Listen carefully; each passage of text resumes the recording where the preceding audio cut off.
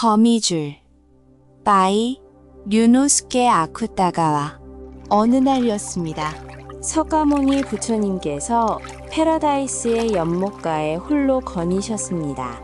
연못에 피어있는 연꽃들은 모두 티 하나 없는 보석처럼 순백색을 띠고 있었고, 그 황금빛 꽃술에서는 형언할 수 없이 달콤한 향기가 끊임없이 공기 중에 퍼져나왔습니다.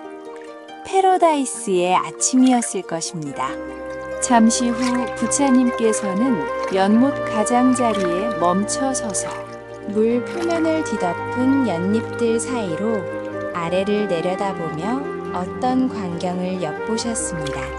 패러다이스의 이 연못 아래에는 바로 헬의 맨 밑바닥이 있었으니 수정처럼 맑은 물을 통해 산주강과 바늘산의 풍경이 마치 거울을 통해 보는 듯이 선명하게 보였습니다.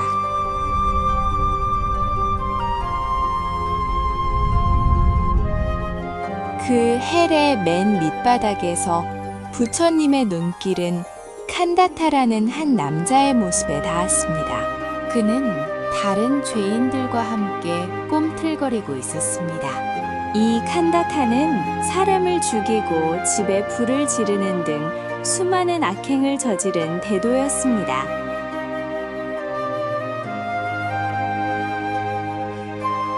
하지만 그는 평생 단 한 가지의 선한 행동을 한 적이 있었습니다. 그것은 어느 날 깊은 숲을 지나던 때였습니다.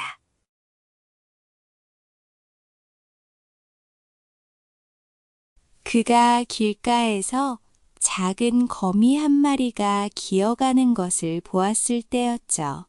간다타는 즉시 발을 들어 그것을 밟아 죽이려 했지만 그때 아니야. 그는 문득 생각했습니다.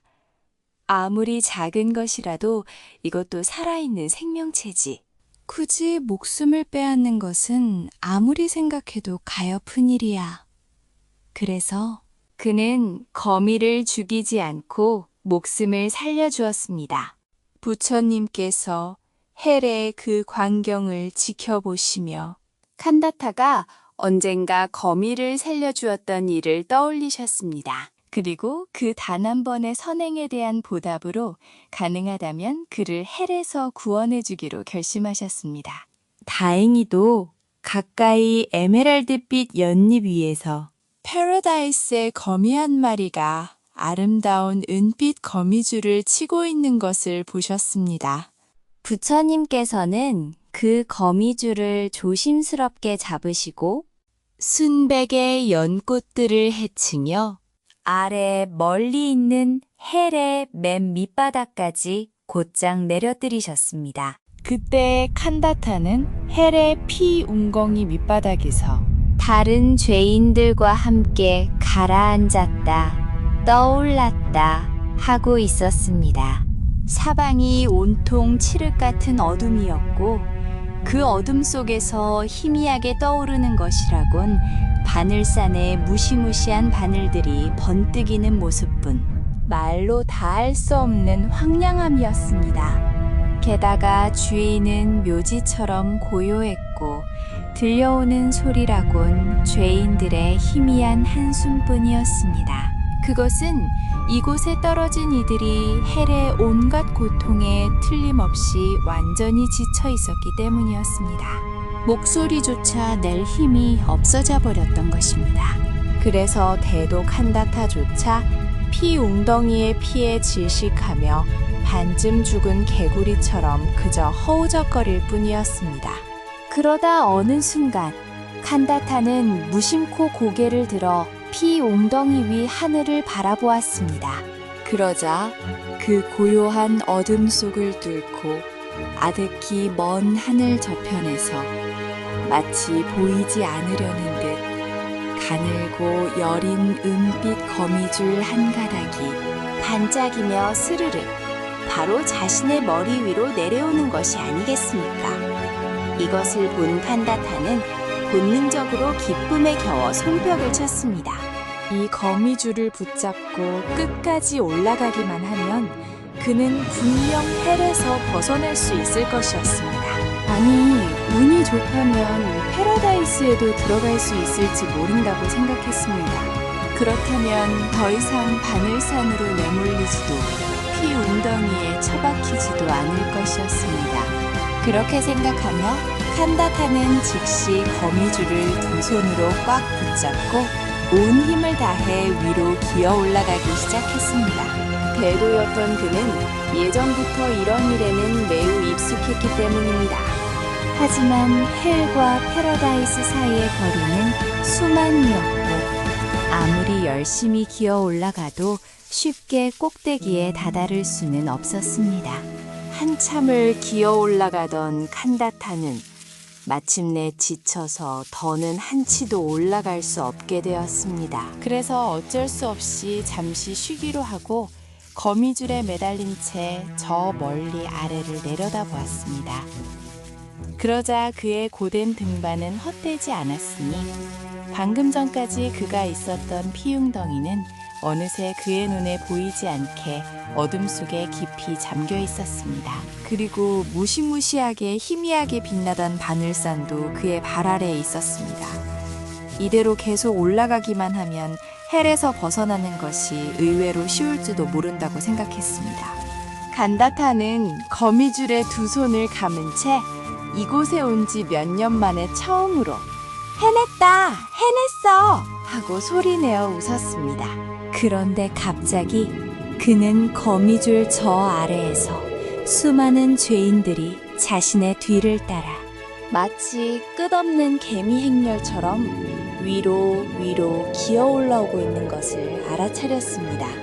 이것을 본 칸다타는 경악과 공포에 사로잡혀 한동안 바보처럼 입만 벌린 채 눈알만 굴리고 있었습니다. 자신 하나도 겨우 버틸 것 같은 이 가는 거미줄이 그토록 많은 무게를 감당해낼 수 있단 말인가? 혹시라도 중간에 끊어지기라도 한다면 이렇게 멀리까지 올라온 자신마저 다시 헬로 곤두박질 쳐야 할 것이다.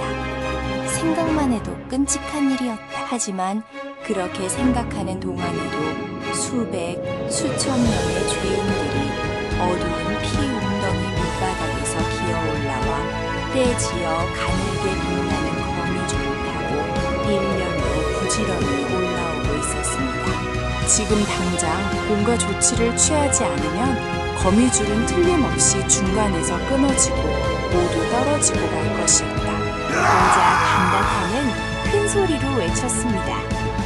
이봐, 죄인놈들아! 이 거미줄은 내 거야! 누구 허락을 받고 올라오는 거냐? 내려가! 당장 내려가!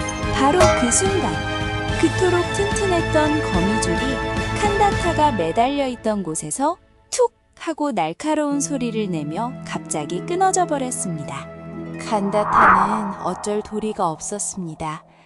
순식간에 바람을 가르며 팽이처럼 빙글빙글 돌면서 어둠의 깊은 나락으로 곤두박질쳐 눈 깜짝할 사이에 사라져 버렸습니다.